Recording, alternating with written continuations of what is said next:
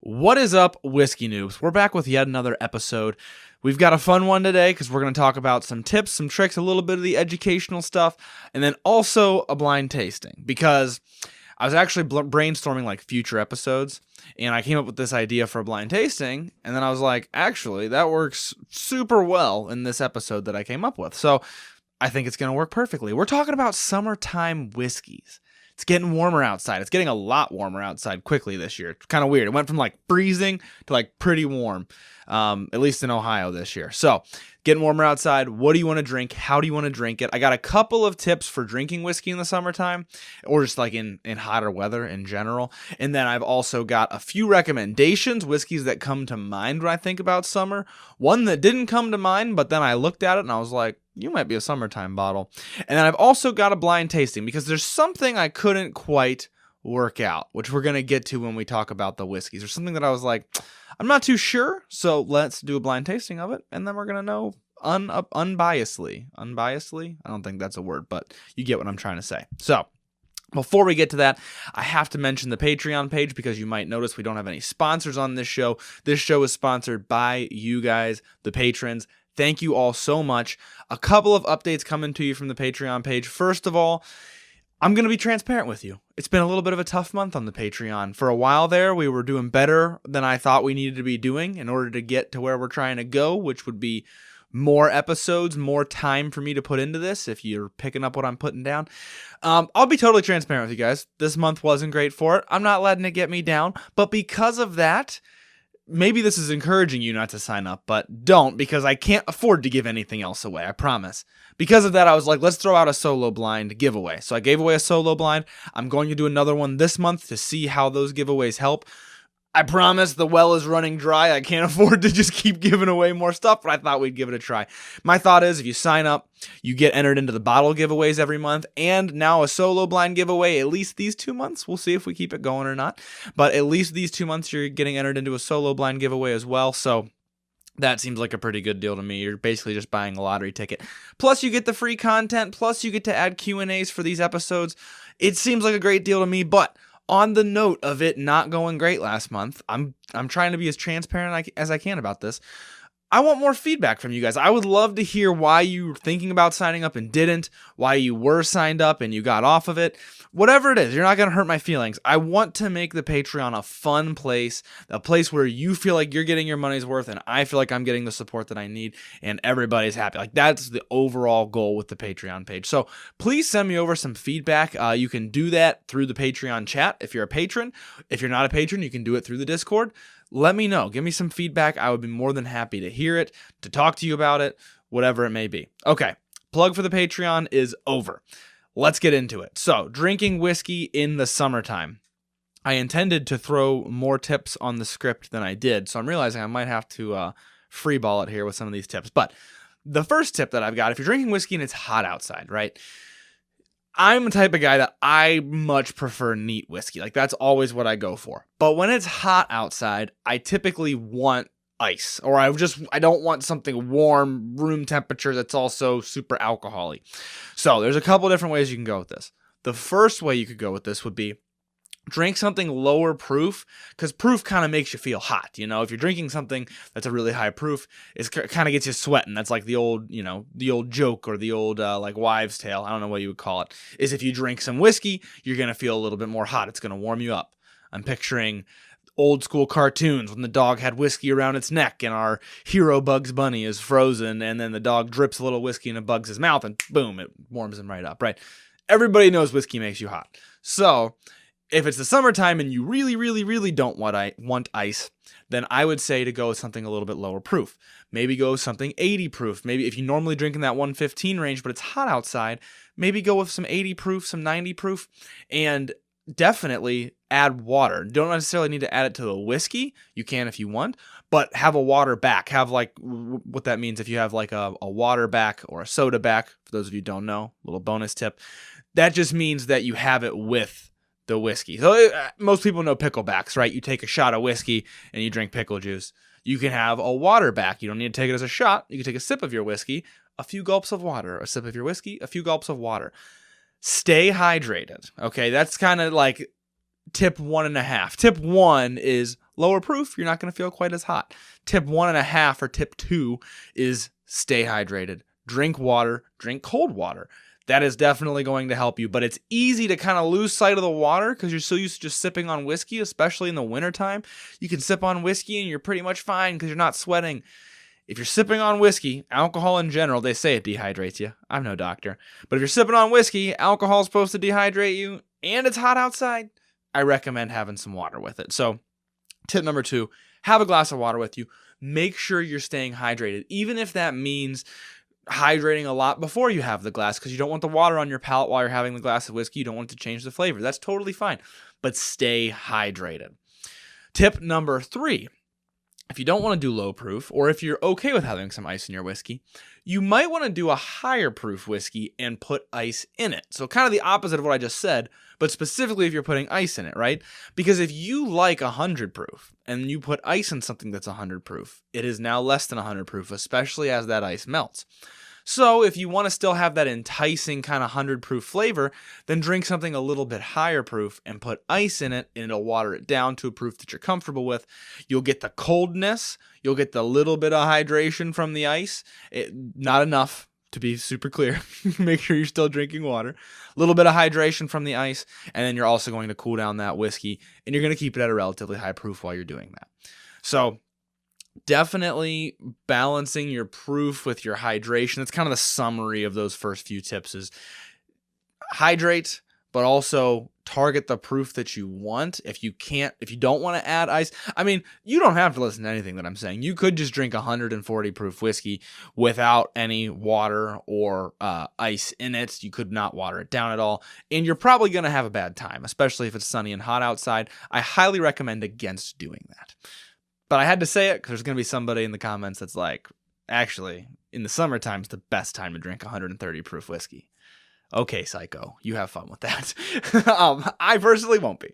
So those are the first few tips. The last one is kind of a random add-on just because my buddy David Thomas Tao, if you don't follow him, go check him out on Instagram. He is a whiskey, I think kind of all spirits actually, writer, and very informed in the industry and stuff.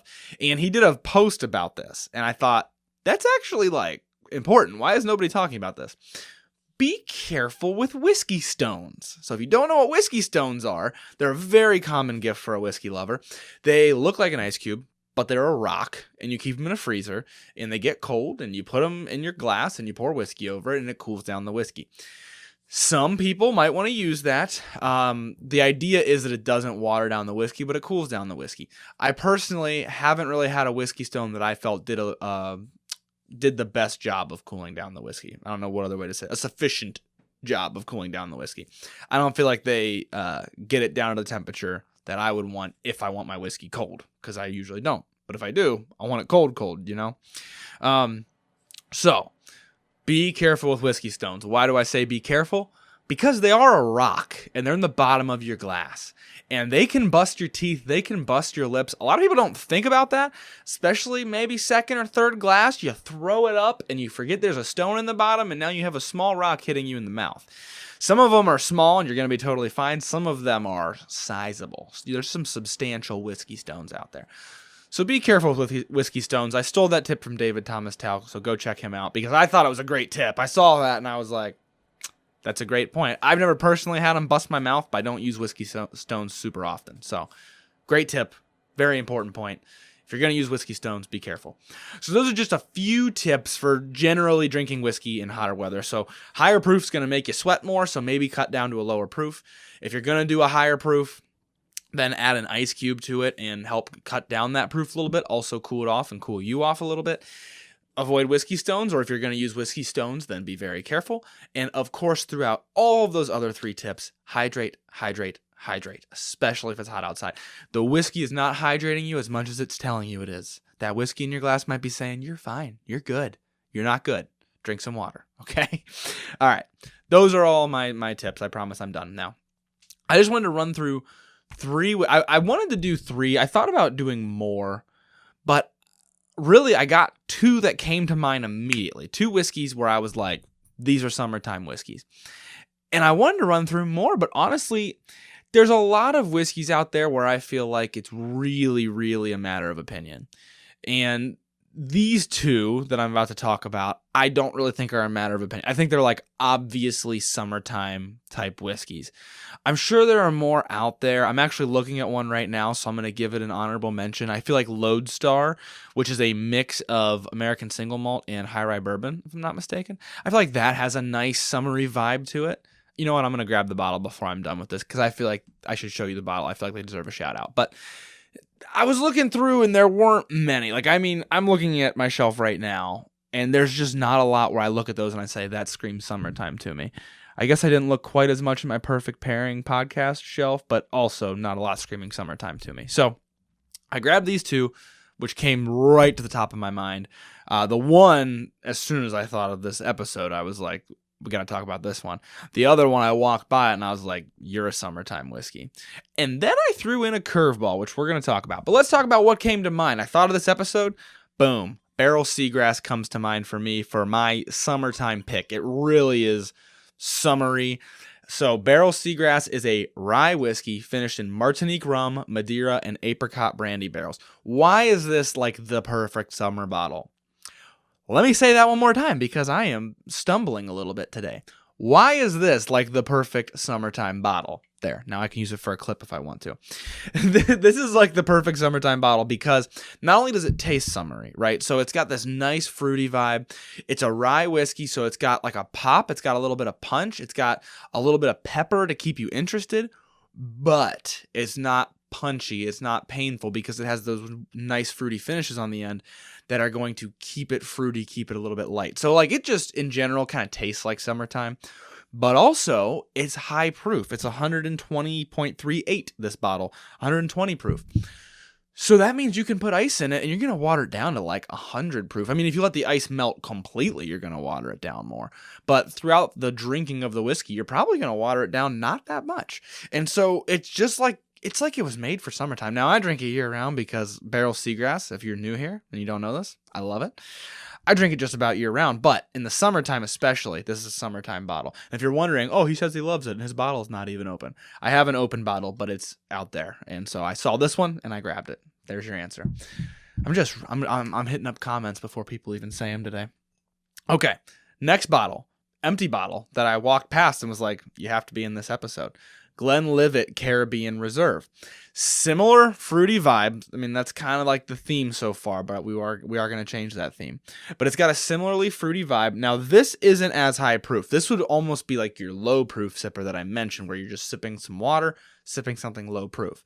This is only 40% alcohol by volume, 80 proof. But it's a single malt Scotch whiskey, and then they finish it in Caribbean rum barrels. Now, rum barrels, I mean, you're going to get a little bit of molasses most of the time. You're going to get rum taste, right? But this bottle, the way it mixes with that single malt, it is like a fruity malty symphony. It just screams summertime. I wonder if I can still smell it, even though, oh, yes. I wish you could smell this through the microphone. It's just like a fruity malty symphony. It's relatively inexpensive. Barrel Seagrass is a little bit higher end. This is relatively inexpensive. I think like $40 or less. Just a great bottle for the summertime. I think I just talked myself into going and buying another one before summer starts, because I'm recording this a month in advance, obviously. And summer's still a little bit out, but I had to get out there beforehand so you guys have time to buy them. But yeah, I think I'm going to go buy another one of those. That's actually a great point. Okay, let's grab Lodestar. Then we're going to go to the bottle that I think is a little bit of a gamble. We'll see. Lodestar American Whiskey for bottle number 3. You know, I feel like I haven't talked about this enough lately because I was a really big fan of this the first few times I had it. And I'm still a fan of it. I just haven't drank it in a while. So, Lodestar is a blend of high rye bourbon and American single malt whiskey. Super unique flavor. It's only 90 proof, so this is going to be another one of those lower proof sippers that you're going to have with some water. I'll get you a better view of the label here. I don't know how much my lights are reflecting, but I'll try my best. And super nice blue label there too. But the way the single malt and the high rye interact, I don't think I would do this if this was single malt mixed with normal bourbon or wheated bourbon or like a sweet bourbon. Because the thing that really makes it summery to me. I realize I should have these on camera. The thing that really makes it like a summery whiskey for me is that it's got like that lighter flavor. That seems to be a pattern for me with these summertime whiskeys. Is like, if it's not a single malt, which we've got here, it's like higher rye. It's got like that nice rye spice because that kind of livens it up. Now, there's some ryes that you have and you're like, this is a wintertime. This tastes like baking spices and Christmas cookies. But sometimes they have this kind of lighter herbal flavor, and I feel like when you mix this with the American single malt, you get that like kind of lighter herbal flavor. You get some sweetness. It's a little bit rich, but it's not overly old, so it kind of just has like a nice light vibe to it. I feel like it would go really well with like an orange peel or even a slice of orange or something. I know that's like heresy for some people, but that's another free tip you just got there. You can also add a little bit of fruit or do an old fashioned in the summertime instead. But I think it would go really well with that. So I thought, I should probably include that. Now, the curveball, some of you are going to judge me hard when you see this because you're going to be like, that is a wintertime whiskey. But I took a sip of it earlier and I feel like maybe it's summertime. We're going to see. We've got Pursuit United's Double Oaked Rye. This is 108 proof, so it's right on the edge there where you could add ice to it for sure. It's just going to lower the proof a little bit. And I don't know. I don't know how I feel about this because it's pretty oaky. But I saw it on my shelf, and I was like, you know what? You could be a summertime drink. You really could. Especially, my biggest thing is I have a theory, and maybe I'll try it before the episode's over. I have a theory that it would be really good with some ice. It does have like some baking spice and some oak and things that I would typically prefer in the fall or the wintertime. But it also has this nice zing of pepper and green herbs and a little bit of saltiness, just like a zing. Like all I can say about it is it's a zing. And sometimes in the summertime you want a zing. So I feel like it would go well, especially with a little bit of ice. I don't know how well you can see it right now, but I'm about to put all these off camera anyways. I feel like it would go really nicely with some ice. Maybe make a really nice summertime old fashioned where you put like an orange twist, maybe just simple syrup, honestly, and then this bad boy, and then you could do normal bitters. In the summer, I really go for like orange bitters or sassafras bitters. Something like that. I just came up with that recipe on the cuff there, off the cuff there. So you're welcome. Something like that I feel like would really go nicely with this in the summertime. So those are my summertime picks.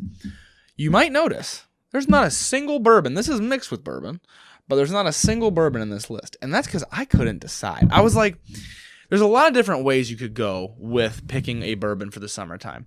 Now, one way that you could go is just based off experience. I've had Redwood Empire's Pipe Dream on ice at the beach in the summertime, and I loved it. So I feel like this is a nice summertime whiskey, nice summertime bourbon specifically, because that's what we're looking at now. But I've mentioned how much I like the rye spice and I like the green herbal type flavors. So I thought, Brothers Bond, Bottled in Bond is like really, really high rye mash bill. Might even say on here, maybe it doesn't, that's okay. Really high rye. And I thought, ooh, that might be, it's got just enough of the bourbon flavor to taste bourbony, but it's also pretty high rye. So I thought, maybe Brothers Bond, Bottled in Bond. But then the one that came to mind was actually Wild Turkey 101. I somehow don't have a bottle of it right now or can't find it. But then I thought, well, I do like Wild Turkey 101, but if you want to crank it up another notch, Russell's Reserve 10-year it's different. It tastes different from Wild Turkey 101, don't get me wrong. But it's also from the Wild Turkey Distillery, and it also just has that rye and barrel kind of combination that Wild Turkey has. So I thought maybe this one. And you'll notice I kept all these close to the same proof. I want to say this better be 90. Okay, yeah. 90 for the Redwood, 100 for the Bottled in Bond, obviously, and then 90 for the Russell's Reserve. So kept them all about the same proof. What we're going to do is going to be fun because we're going to do a blind tasting of them, obviously. It's kind of what I do. And I'm going to just see which ones I think taste the most summery, reveal that, and then we're adding ice into them. Ice in Glencairns. Very weird. Maybe a heresy. Heresy? Blasphemy? I don't know. One of those. Maybe a sin. But I'm going to do it because I want to add ice to them and then let them set for a second, let the ice melt a little bit, and then see which one I like the most. Let's start with just totally neat, though. That's going to be our first blind tasting. Okay, we've got them loaded up. We're going to give it a spin on camera so that nobody can say that we cheated. Spin it again. Spin it so much that nobody can possibly comment that we cheated. I'm even going to take them off in a random order. I could be really smart. I could be tracking these right now. Maybe I am.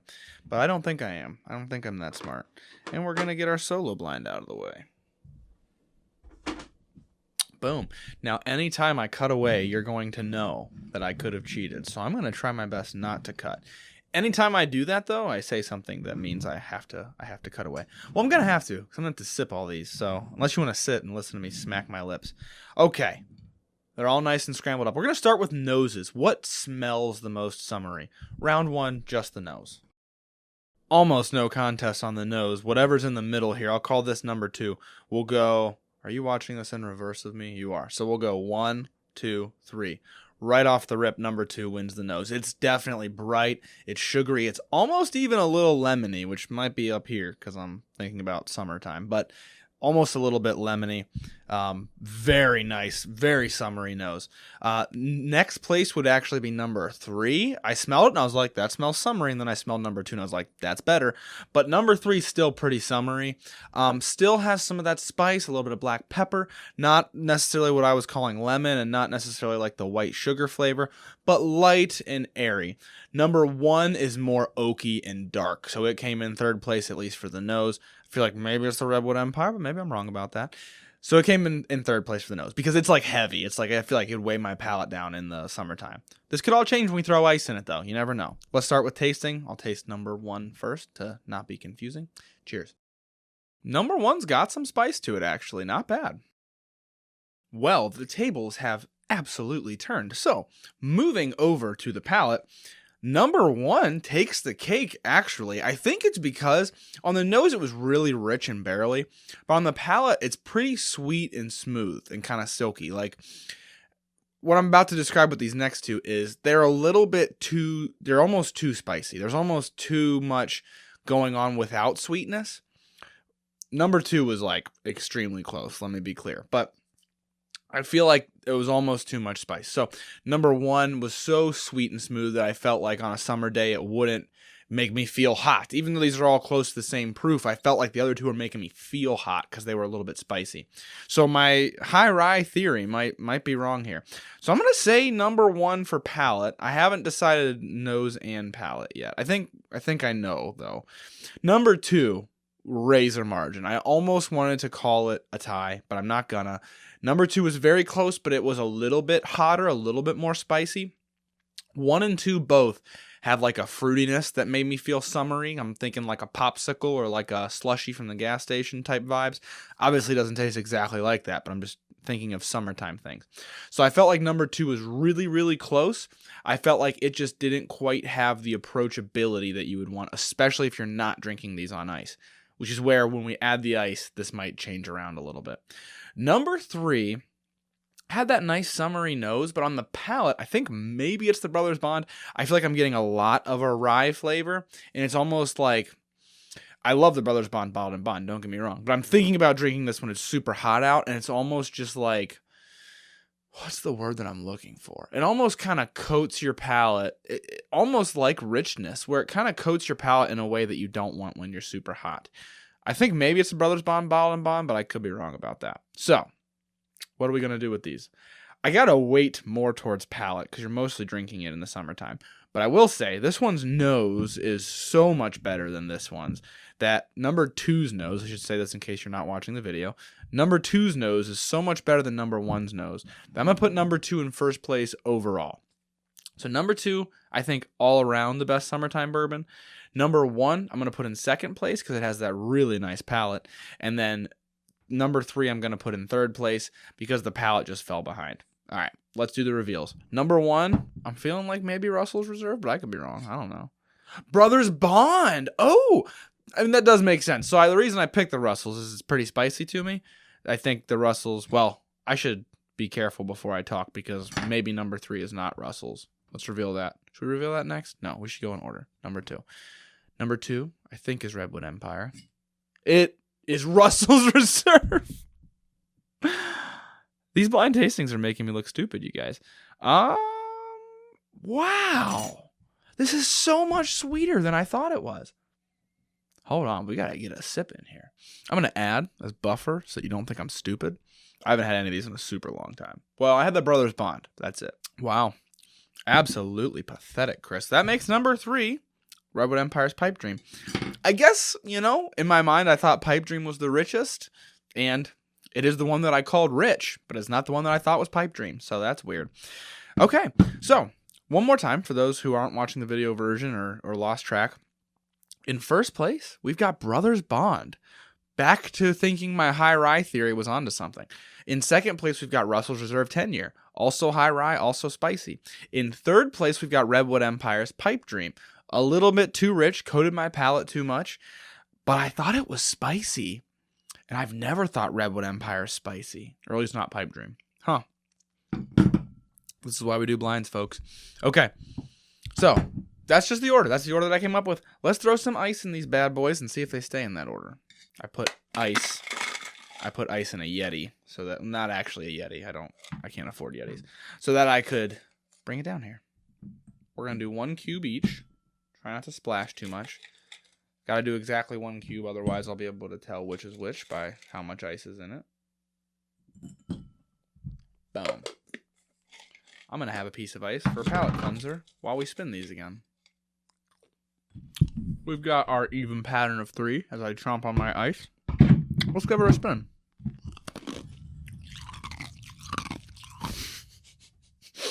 Sorry, I had to. Somebody's probably going to comment that infuriated them, so I'm sorry. Okay. This also isn't fancy or special ice. It's just ice from my ice maker. That's probably what most people are going to be drinking it with, right? So let's keep it real. So we'll blind out of the way. All right. There's a new 1, 2, and 3, so they're not in the same... Well, they could be in the same order that they were before. That'd be really weird. I feel like the odds of that are really, really slim. Should I do a nose with ice in it? I guess why not, right? Let's do it. I'm going to take a guess and make a fool out of myself. I think number 1... Wait a minute. Which one did I call that? Will be the Pipe Dream. Number 2 would be the Russell's 10. And number 3 would be the Brothers Bond. Just off the nose. That's just a guess because of the way the noses smelled earlier. But... based on how the noses smelled earlier, based on how they smell right now, let's re-rank them. So I'm going to put number 1 in second and number 3 in first.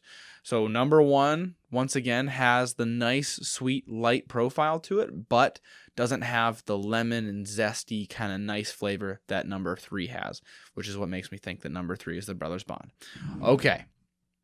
Palate, and then we're going to really see. So this should have really changed. I mean, I have a feeling, at least, that it really changed them. I think most of the ice melted as well. More whiskey than ice in there. But ice tends to really change it for me. It does make it harder to taste. So it might kind of bring in our margins a little bit. We're going to see. Let's do this thing. Ice always gives whiskey a kick for me. Number 1 has a kick. Wow. That's going to be a theme. That's probably going to be all of them. So I just got to get used to it and think about the flavors instead. Maybe it's because it's in my head that this is Brothers Bond, but I don't think number 3 kicked as bad. Okay, I'll do the full tasting now. I'll shut up. I'll come back when I have results. Cheers. There is a clear winner. I didn't have to do nearly as much tasting as I thought I had to do. Number 3 by far doesn't get that super spiky, punchy, peppery flavor that the other 2 got. Now, full disclosure, as I've mentioned on many occasions, I prefer my whiskey neat. Ice always gives it this kind of super peppery flavor for me.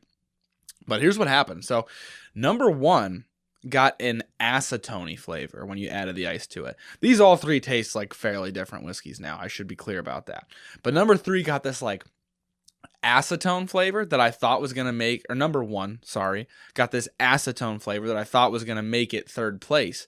But it didn't, because number 2 is like pepper spray. I mean, it is like so much black pepper, maybe lemon if you're being real, generous. But it was tough. Number 3 is the only one that didn't get super harsh, and it retained some of those nice light sweetnesses. It's still in my head that it's Brothers Bond. I could be totally, completely wrong about that. But it still has some of those nice white sugar sweetnesses. It has that kick of pepper, but it like the kick of pepper in the way that lightens it up, which is what I was looking for. And then it's got a little bit of that lemony type flavor. Maybe it's not lemon. Maybe it's like orange peel, but you get what I'm getting at. So number 3 is the definitive first place winner. But number 1 was good if that acetone didn't show up. I feel like it got a bad break because I tasted that acetone and I was like, no. And then number 2 just shouldn't be drank on ice, at least not by me ever again, probably. So let's reveal them. Let's go in reverse order. In 3rd place, the one that I probably should never drink on ice again. If it's Redwood Empire, I'm going to be sad. Russell's Reserve 10. See, this is more like what I thought Russell's 10-year tasted like, where I'm like, it's got that really kind of peppery, bitter flavor to it. Anyhow, I'll get off my soapbox. Number 2, is it going to be the Redwood or is it going to be the Brothers Bond? I don't know. I truly don't. My guess is Redwood. Brothers Bond came in 2nd, so it got a little bit of an acetone flavor. You know, at least I don't feel stupid now because I staked the whole Redwood Empire claim on the fact that I had had it before. And if it came in 3rd, I had it before on ice in the summertime. And if it came in 3rd place, I was going to feel really stupid. But apparently that silky smoothness that I thought I was going to get neat wins out when you add some ice to it, because Redwood Empire's Pipe Dream comes in 1st place when you add ice to it. That Brothers Bond, I think, caught a bad rep because if I'm being honest, I like it. But it just had like an acetone note that I noticed once you added the ice to it. And let me try it one more time. Yeah, it's definitely there. The Redwood Empire, this is what's amazing about this. And I like I said, I had it on ice before and I really liked it. I really thought that's lighter than I remember it being when it's not on ice. It's surprising to me because once again, I thought this was light. I thought this was white sugar, maybe even a little bit of lemon. And that is not what Redwood Empire Pipe Dream tastes like when it's not on ice. I can tell you that much. I'm going to take another sip. Yeah. It almost tastes like old-fashioned-y. Like it's got like just this nice light flavor. The pepper obviously kicks in at the end, but yeah, I don't know.